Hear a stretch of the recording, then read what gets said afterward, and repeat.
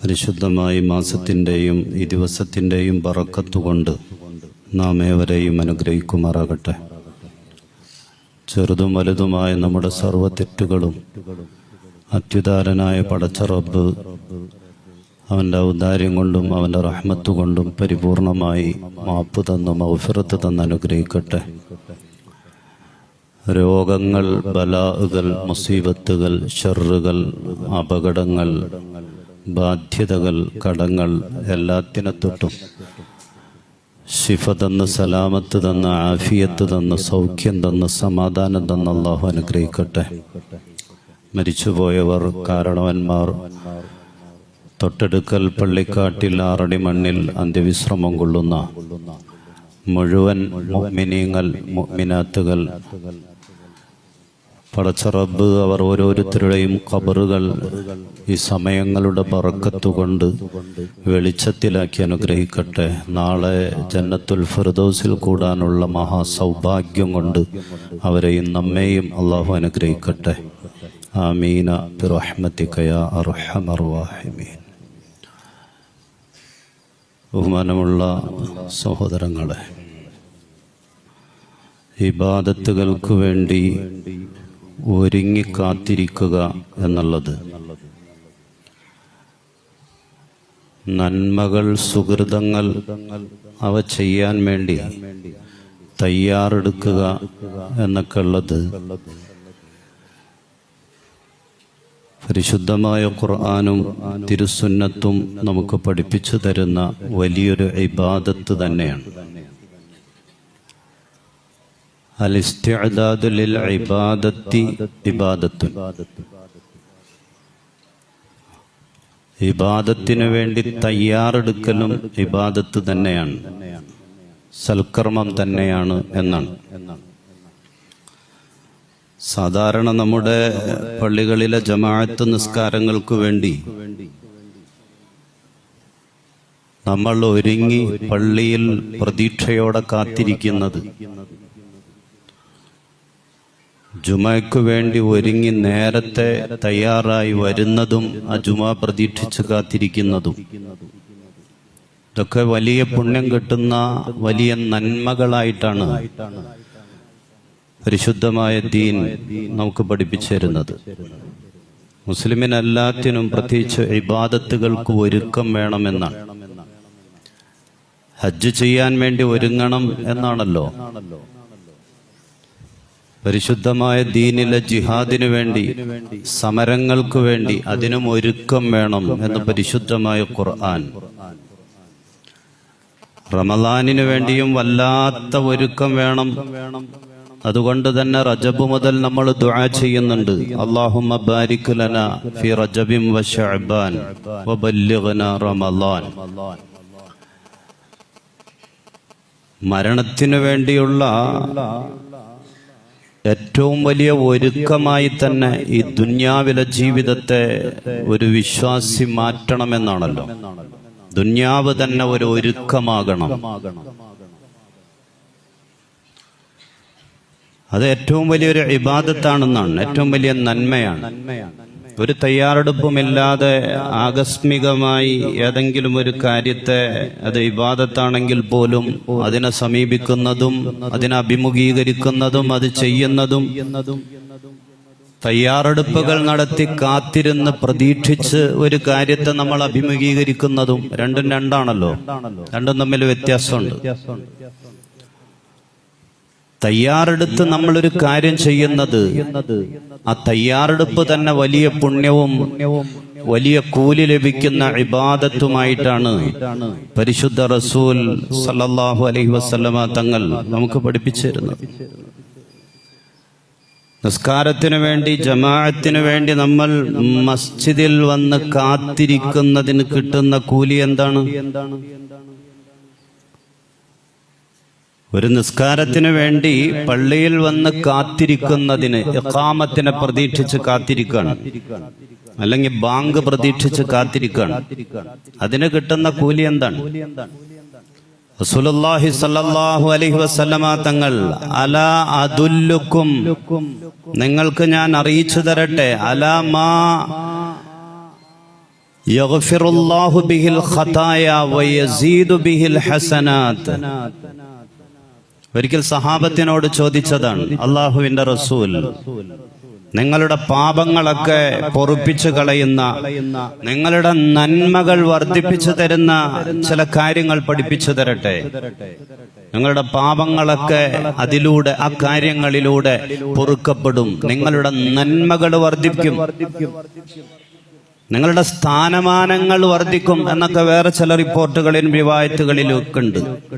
അങ്ങനത്തെ ചില അമലുകൾ, അതിൽ പ്രധാനമായും റസൂലുള്ളാഹി സ്വല്ലല്ലാഹു അലൈഹി വസല്ലമ തങ്ങൾ പറഞ്ഞ ഒരു കാര്യം ഇന്തിലാറുസ്സലാത്തി ബഅദസ്സലാ, നിസ്കാരത്തിന് വേണ്ടി നിസ്കാരം പ്രതീക്ഷിച്ച് കാത്തിരിക്കലാണ്. റസൂലുള്ളാഹി സ്വല്ലല്ലാഹു അലൈഹി വസല്ലമ തങ്ങൾ പറയാണ്, ഒരു ബാങ്ക് പ്രതീക്ഷിച്ച്, അടുത്തൊരു നിസ്കാരത്തിന്റെ ബാങ്ക് പ്രതീക്ഷിച്ച് അല്ലെങ്കിൽ ഇഖാമത്ത് പ്രതീക്ഷിച്ച് ഇങ്ങനെ കാത്തിരിക്കുന്നത്, ആ കാത്തിരിപ്പിലൂടെ തന്നെ നമ്മുടെ പാപങ്ങൾ പൊറുക്കപ്പെടും, നമ്മുടെ നന്മകൾ വർദ്ധിക്കും, നമ്മുടെ സ്ഥാനങ്ങൾ അല്ലാഹുവിന്റെ അടുക്കൽ ഉന്നതമായി തീരും. അല്ലാഹുവിന്റെ ഹബീബ് സല്ലല്ലാഹു അലൈഹി വസല്ലം മാത്രമല്ല, അൽ മലായികത്തു തുസല്ലി അലാ അഹദിക്കും എന്ന് പറഞ്ഞ് നിസ്കാരത്തിന് വേണ്ടി കാത്തിരിക്കുന്ന ആളുകൾക്ക് വേണ്ടി പടച്ചവന്റെ അനുഗ്രഹത്തിന്റെ മലക്കുകൾ ദുആ ചെയ്യും. വേറൊരു ഹദീസിൽ അല്ലാഹുവിന്റെ റസൂൽ പറയാണ്, അള്ളാഹുവിന്റെ മലക്കുകൾ, ചിലപ്പോ ഈ കാത്തിരിക്കുന്ന വ്യക്തി ഒന്നും അള്ളാഹുവിനോട് ചോദിക്കുന്നുണ്ടാകൂല. ആ കാത്തിരിപ്പിനിടക്ക് പള്ളിയിൽ ഒന്നോടുകൂടെ ബാങ്ക് പ്രതീക്ഷിച്ചിരിക്കാണ്, അല്ലെങ്കിൽ ഇഖാമത്ത് പ്രതീക്ഷിച്ചിരിക്കാണ്. ഒന്നും അയാൾ ചിലപ്പോ അള്ളാഹിനോട് ചോദിച്ചോളണമെന്നില്ല ആ ഇരുത്തത്തിൽ. പക്ഷേ പടച്ചവന്റെ റഹ്മത്തിന്റെ മലക്കുകൾ ആ മനുഷ്യന് വേണ്ടി ദുആ ചെയ്യുന്നുണ്ട് എന്നാണ്. അല്ലാഹുമ്മ ഗ്ഫിർ ലഹു, അല്ലാഹുമ്മ റഹംഹു, അല്ലാഹുവേ ഈ മനുഷ്യന് നീ പുറത്തു കൊടുക്കണം, ഈ മനുഷ്യനോട് നീ കരുണ കാണിക്കണം. അങ്ങനെ നിരന്തരം ദുആ ചെയ്തുകൊണ്ടിരിക്കുന്ന നമുക്ക് വേണ്ടി ഇപ്പൊ മലക്കുകൾ ദുആ ചെയ്യാണ്. നമ്മൾ ജുമാ പ്രതീക്ഷിച്ച് കാത്തിരിക്കുന്നവരാണ്. അതുകൊണ്ട് മലക്കുകളുടെ ദുആ, നിസ്കാരം പ്രതീക്ഷിച്ച് കാത്തിരിക്കുന്നവർക്ക് അല്ലാഹു സുബ്ഹാനഹു വ തആല ഓഫർ ചെയ്തതാണ്. ആ ദുആ സ്വീകരിക്കപ്പെടുന്ന ദുആയാണല്ലോ. നമ്മെ പോലുള്ള ആളുകളുടെ ദുആ പോലെയല്ലല്ലോ മലക്കുകളുടെ ദുആ. അല്ലാഹുമ്മ ഗ്ഫിർ ലഹു, പടച്ചവനെ പുറത്തു കൊടുക്കണം, അല്ലാഹുമ്മ റഹംഹു, കരുണ ചെയ്യണം.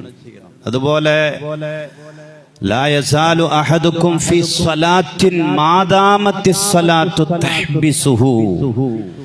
നിസ്കാരത്തിനു വേണ്ടി പ്രതീക്ഷിച്ച് നമ്മൾ പള്ളിയിലൊക്കെ കാത്തിരിക്കുമ്പോ ആ കാത്തിരിക്കുന്ന സമയവും നിസ്കാരത്തിന്റെ സമയം തന്നെയാണ്, അല്ലെങ്കിൽ നിസ്കാരത്തിന്റെ അതേ കൂലി തന്നെ ആ കാത്തിരിപ്പിനും അല്ലാഹു നൽകും.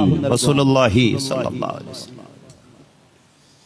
അതുകൊണ്ട് ഈ കാത്തിരിക്കുക, ഒരുങ്ങുക എന്നൊക്കെ ഉള്ളത് അതൊരു വലിയ ഇബാദത്താണ്, വലിയ കൂലി കിട്ടുന്ന അമലാണ്. ജുമയെ പറ്റി അല്ലാഹുവിന്റെ റസൂൽ പറഞ്ഞു, ഇദാ കാന യൗമുൽ ജുമുഅ കാന അലാ കുല്ലി ബാബിൻ മിൻ അബ്വാബിൽ മസ്ജിദി മലായിക. വെള്ളിയാഴ്ച ദിവസം മസ്ജിദിന്റെ ഓരോ വാതിൽക്കലും അല്ലാഹുവിന്റെ അനുഗ്രഹത്തിന്റെ മലക്കുകൾ കാത്തു നിൽക്കും. ഓരോ വാതിലും ആളുകൾ കടന്നു വരുന്ന ഓരോ വാതിൽക്കലും പടച്ചവന്റെ അനുഗ്രഹത്തിന്റെ മലക്കുകൾ കാത്തു നിൽക്കും. എന്നിട്ടോ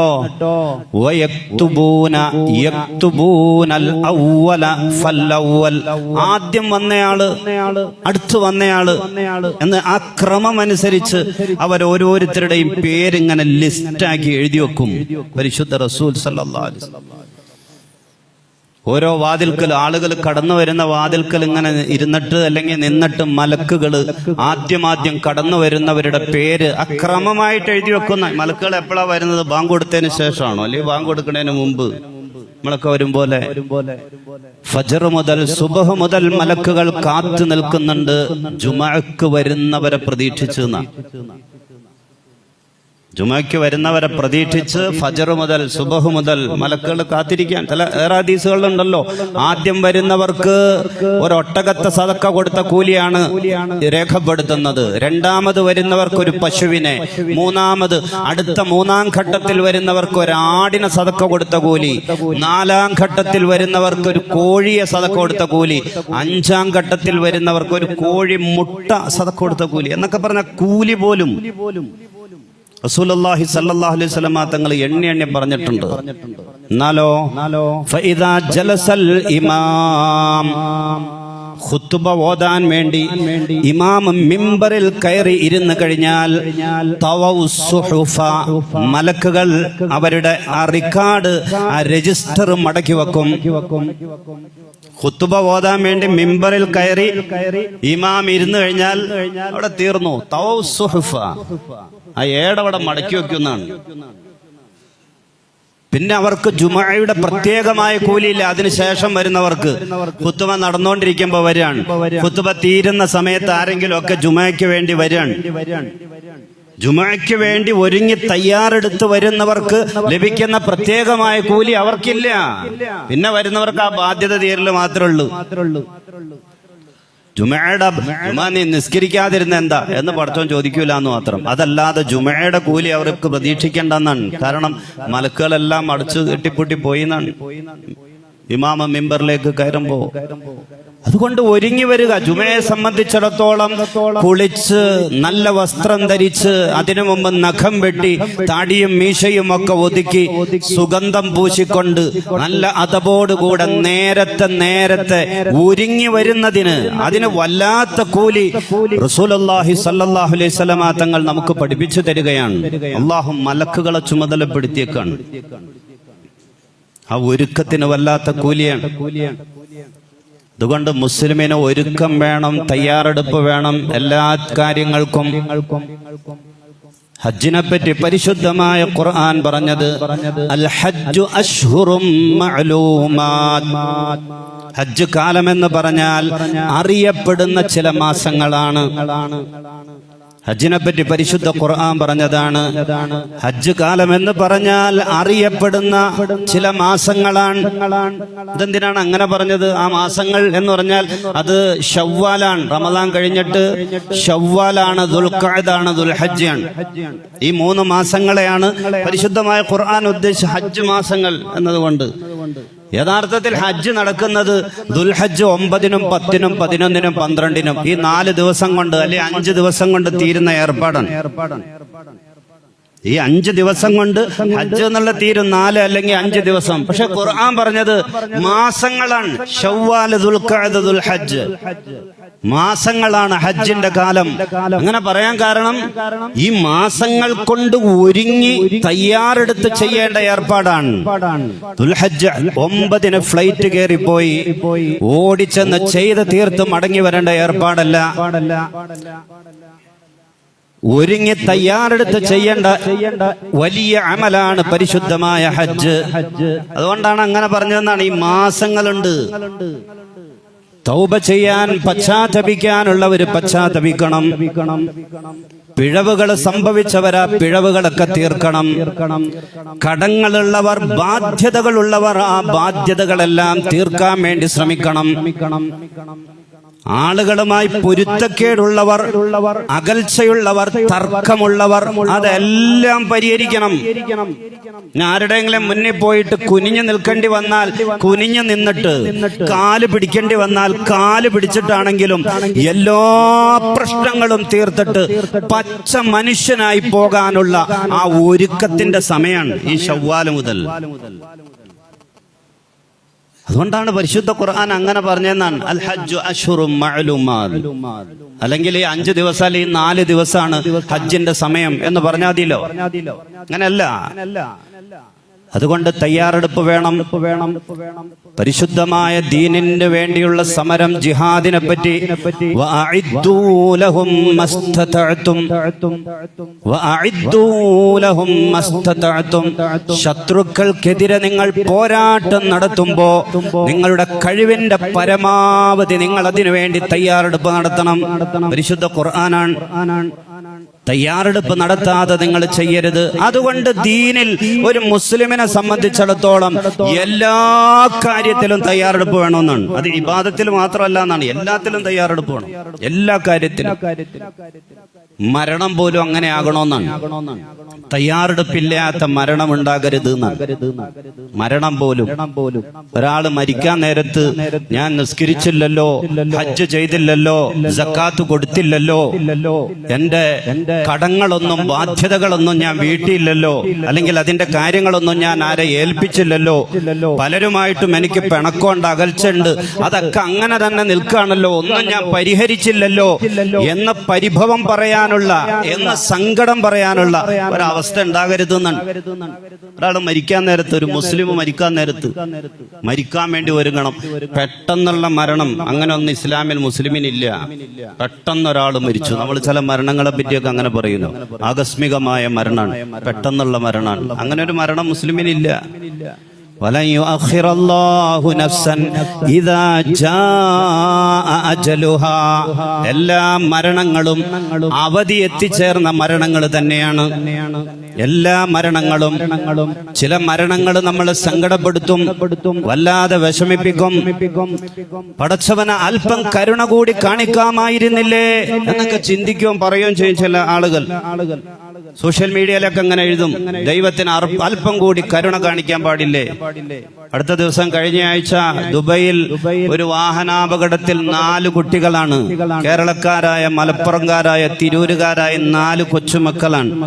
14 വയസ്സ്, 12 വയസ്സ്, 8 വയസ്സ്, 5 വയസ്സ് പ്രായമുള്ള ചെറിയ മക്കൾ 4 മക്കളാണ് ഒരു ആക്സിഡന്റിൽ, ഒരു കുടുംബത്തിലെ ഒരു വാപ്പയുടെ ഉമ്മയുടെ 4 മക്കളാണ് ഒരുമിച്ച് മരണപ്പെട്ടത്.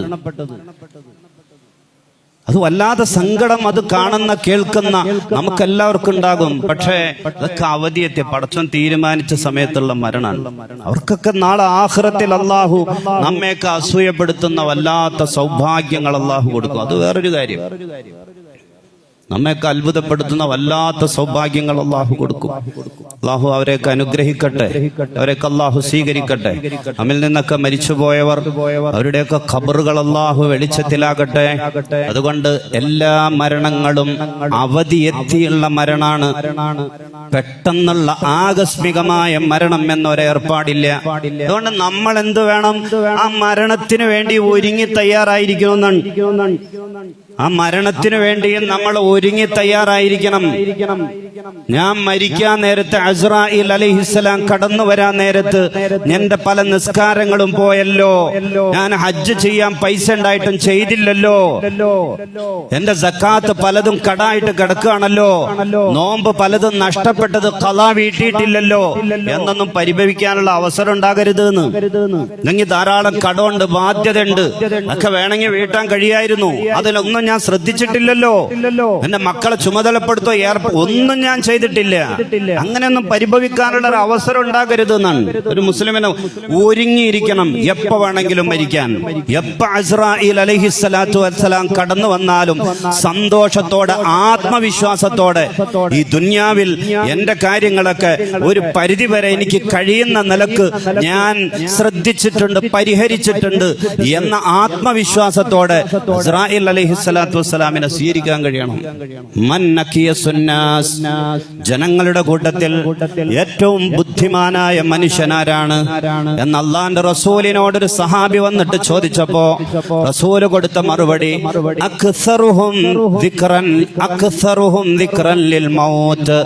ഏറ്റവും കൂടുതൽ മരണത്തെ ഓർക്കുന്ന മനുഷ്യരും ഏറ്റവും കൂടുതൽ മരണത്തിനു വേണ്ടി തയ്യാറെടുപ്പുകൾ നടത്തിയ മനുഷ്യരാണ്. അള്ളാന്റെ റസൂല് മറുപടി കൊടുത്ത അങ്ങനെയാണ്. ഏറ്റവും ബുദ്ധിമാൻ ആരാണ്?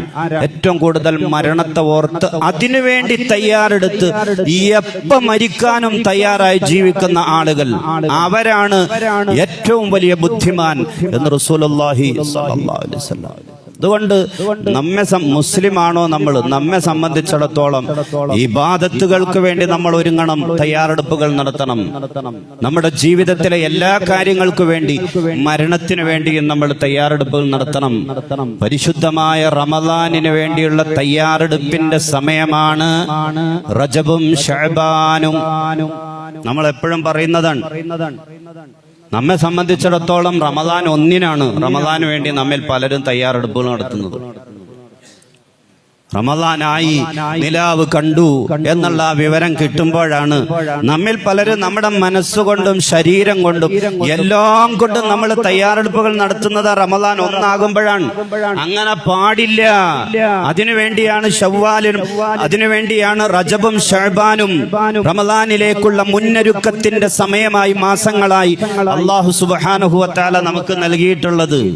റമദാൻ എന്ന് പറഞ്ഞാൽ ഇബാദത്തിന്റെ സീസണാണ്, നന്മകളുടെ, പുണ്യങ്ങളുടെ സീസണാണ്. സീസൺ അറിഞ്ഞ് കച്ചവടം ചെയ്യുന്നവർക്കാണ് നേട്ടമുണ്ടാകുന്നത്.